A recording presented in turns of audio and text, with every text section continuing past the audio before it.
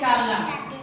जो ये संख्या दी गई है इसमें हम एलसीएम भी निकालेंगे इसका और एचसीएफ भी निकालेंगे, दोनों एक ही साथ आराम से इसका कैलकुलेशन कर लेंगे। देखो कैसे निकालेंगे। सबसे पहले इसका हम गुणनखंड करते हैं। तो गुणनखंड कैसे करते हैं, सबसे छोटी संख्या से शुरू करते हैं। सबसे छोटी संख्या होती है हमारी 2। सबसे पहले हम 2 से गुणनखंड करते हैं। 2 से करेंगे तो 4 में काट देंगे तो 2 बढ़ जाएगा, 2 दूनी 4, 2 6 12 और 2 बटे 16 कट जाएगा 3 में। फिर हम फिर देखेंगे कि ये फिर कौन सी संख्या से विभाजित हो सकती है।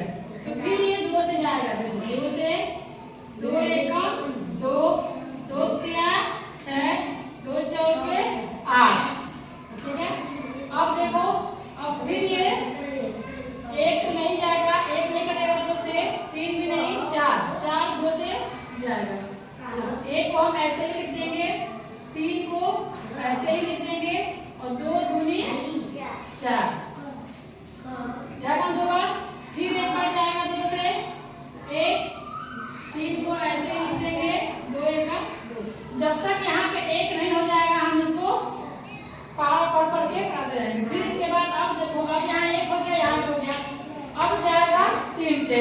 अब हम इसका गुणनखंड करेंगे 3 से, तो 3 एकम 3, 1 को उतार दिए, 3 एकम 3, यहाँ भी 1 हो गया, यहाँ भी 1 हो गया। अब नीचे 1 1 हो गया, इसका मतलब ये हमारा प्रोसेस पूरा हो गया। अब हम देखो इसमें से कैसे एलसीएम और कैसे एचसीएफ निकालते हैं। तो एलसीएम के लिए ये जितनी भी संख्या है जिससे हमने इन संख्याओं को विभाजित किया है, जितनी भी हमारी ये गुणनखंड बनी है, इसको हम क्या करेंगे यहाँ पर लिखेंगे और पूरा करेंगे। 2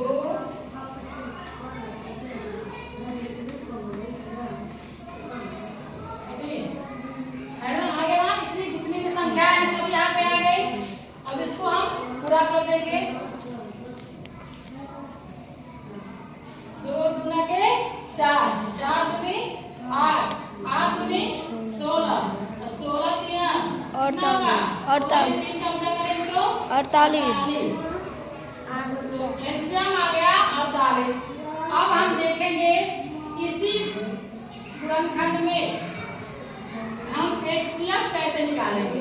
तो देखो एचसीएफ निकालने से क्या होता है, हम केवल उन्हीं संख्याओं को लेंगे यहाँ पे जिससे कि तीनों संख्याएं विभाजित हुई हो।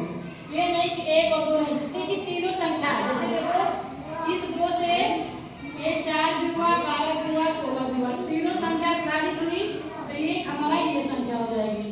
इसके बाद 2 से फिर ये गया, ये भी विभाजित हुआ, ये भी, तो फिर हमारी ये भी संख्या हो गई।